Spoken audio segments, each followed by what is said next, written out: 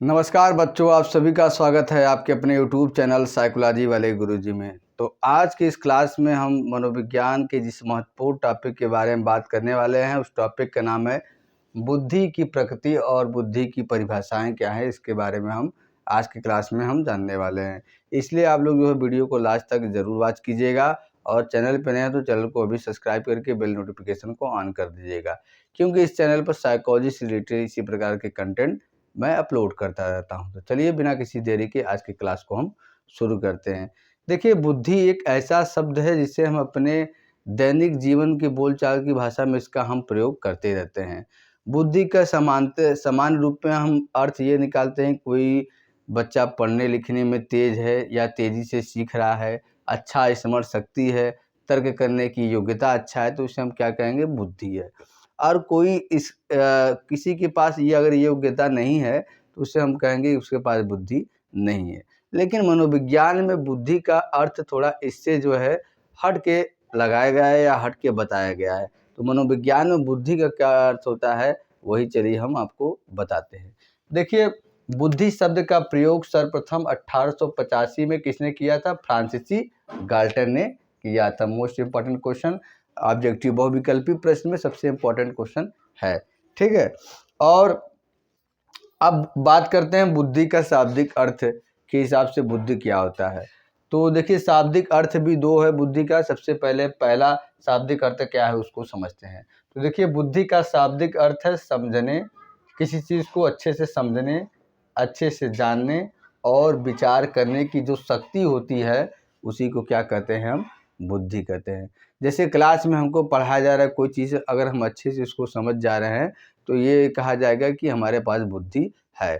ठीक है, और जानना, किसी चीज़ के बारे में कोई नया चीज़ आपको बताया जा रहा है, उसके बारे में अच्छे से आप जान जा रहे हैं, समझ जा रहे हैं, तो ये कहा जाएगा कि आपके पास बुद्धि है।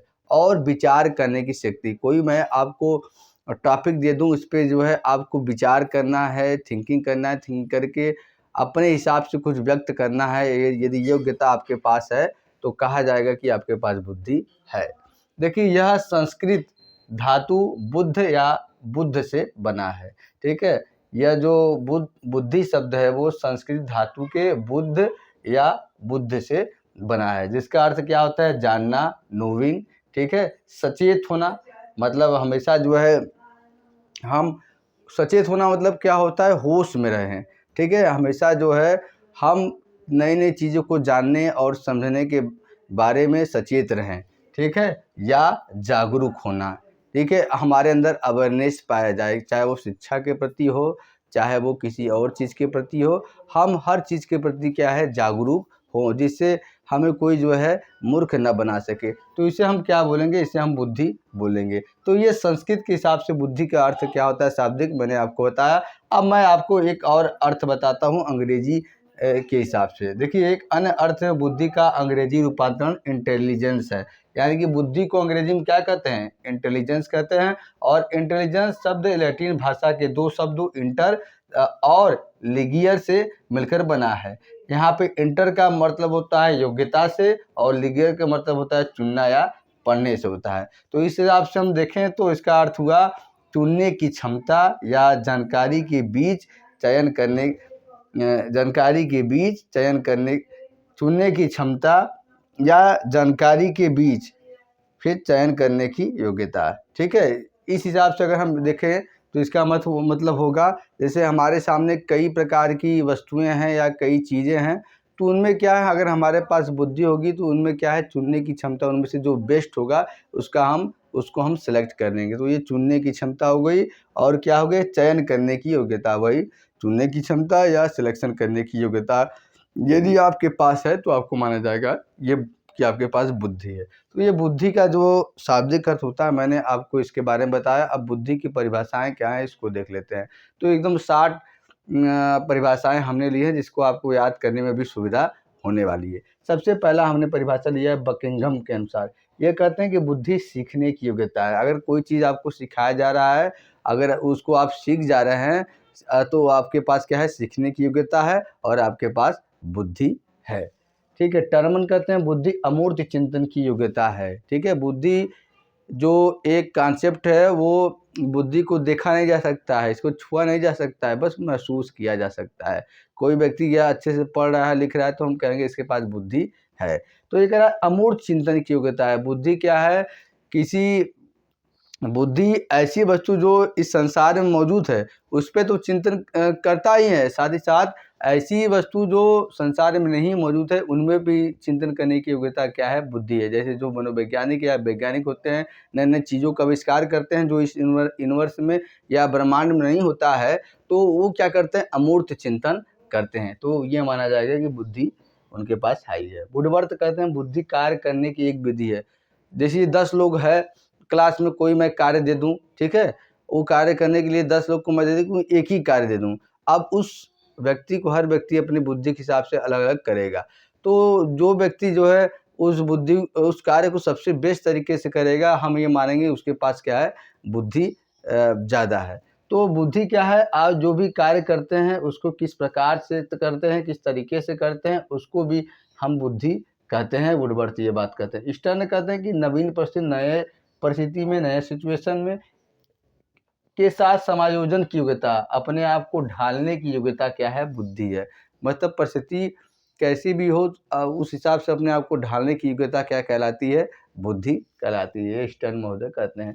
तो ये कुछ परिभाषाएं थी जो है आपको निश्चित रूप से फायदेमंद साबित होने वाली है, और जो है आप पेपर में भी अच्छे से लिख पाएंगे क्योंकि छोटी छोटी परिभाषाएं हमने यहाँ पे लिया है। अब हम आते हैं अगले सब टॉपिक तरफ, जो है बुद्धि की प्रकृति एवं विशेषता। तो ये आपने अर्थ देखा और परिभाषा भी देखा। अगर इन दोनों का हम आकलन करें या अवलोकन करें तो कुछ पॉइंट निकल के आती है जो जिसको हम बुद्धि की प्रकृति एवं विशेषता में शामिल कर सकते हैं। सबसे पहला आता है कि बुद्धि समायोजन की योग्यता है। यदि आप परिस्थिति के हिसाब से अपने आप को ढालने की योग्यता आपके पास है तो कहा जाएगा आपके पास बुद्धि है। यदि आपको क्या है, नई परिस्थिति में अपने आप को नहीं ढाल पा रहे हैं तो ये कहा जाएगी आपके पास बुद्धि नहीं है। दूसरा है अधिगम की योग्यता, जो हमने बताया अभी, सीखने की योग्यता। कोई चीज़ आपको सिखाया जा रहा है, यदि आप उसको अच्छे से सीख पा रहे हैं, ये कैपेबिलिटी आपके अंदर है, तो आपके पास बुद्धि है। तीसरा क्या है? अमूर्त चिंतन की योग्यता। ठीक है, मतलब कि ऐसी चीज़ जो यूनिवर्स में मौजूद नहीं है उनके बारे में भी चिंतन करने की योग्यता क्या कहलाती है? बुद्धि कहलाती है। चौथा है समस्या समाधान की क्षमता। हमारे पास अगर कोई समस्या आ गई है तो हमारे पास इतना बुद्धि होना चाहिए कि उसका क्या है, हम समाधान कर पाएँ। यदि हम समस्या का समाधान अपने से कर पा रहे हैं तो हमारे अंदर क्या है? बुद्धि मौजूद है। ठीक है, और पाँचवा क्या है? मानसिक आयु पर भी निर्भर। बुद्धि क्या करता है?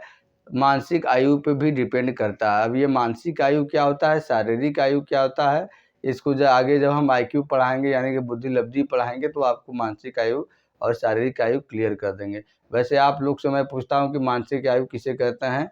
यदि आप जो पता है तो कमेंट बॉक्स में आप कमेंट करके बताइए कि मानसिक आयु क्या होता है। मानसिक आयु को इंग्लिश में मेंटल एज बोलते हैं। ठीक है, अगला है मानसिक प्रक्रियाओं का समुच्चय। बुद्धि क्या है? मानसिक प्रक्रियाओं का समुच्चय है, यानी कि जोड़ है, या यानी कि मिलाव है, यानी कि जुड़ाव है।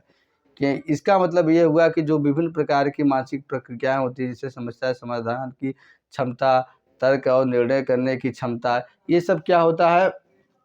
ये सब यदि आपके पास है तो आपको कहा जाएगा कि आपके पास बुद्धि है। सातवां है नवीन विचार उत्पन्न करना और कल्पना करने की शक्ति को हम बुद्धि कहते हैं। देखिए बुद्धि क्या करता है? व्यक्ति के अंदर नए नए विचार उत्पन्न करता है, ठीक है, और कल्पना करने का पावर भी व्यक्ति के अंदर पाया जाता है। यदि नए नए विचार उत्पन्न नहीं होता तो क्या होता? आज जितने भी आविष्कार आपके सामने दिख रहे हैं या जितने भी प्रयोग हुए हैं मनोवैज्ञानिकों ने किए हैं वो आपके सामने नहीं होता। अधिगम का थ्योरी लिख लीजिए, बुद्धि के जो सिद्धांत मैं आगे पढ़ाऊंगा वो सब आप देखेंगे। तो क्या है? नवीन विचार उत्पन्न करता है आपके अंदर, क्या है, यदि आपके पास बुद्धि है। और इमेजिनेशन पावर भी आपके अंदर क्या है? उत्पन्न करता है। कल्पना क्या शक्ति क्या होता है? जैसे कोई टॉपिक के बारे में हम सोच रहे हैं तो अपने दिमाग में ही उसका एक जो है खाका बना ले, ठीक है, दिमाग में ही हर चीज़ को डिसाइड कर लें या इसका एक शॉर्ट फिल्म की तरह अपने दिमाग में चलाएं, तो उसे हम क्या है? कल्पना शक्ति बोलते हैं। तो ये बुद्धि की प्रकृति एवं बुद्धि की विशेषता दोनों को मैंने एक साथ बताया है। तो आज के क्लास में हमने आपको बीए फर्स्ट सेमेस्टर का जो पेपर है बेसिक साइकोलॉजिकल प्रोसेस, उसका टॉपिक था बुद्धि की प्रकृति एवं परिभाषाएं। उसके बारे में हमने आसान भाषा में आपको समझाया। आई होप आपको समझ में आया होगा आज का क्लास।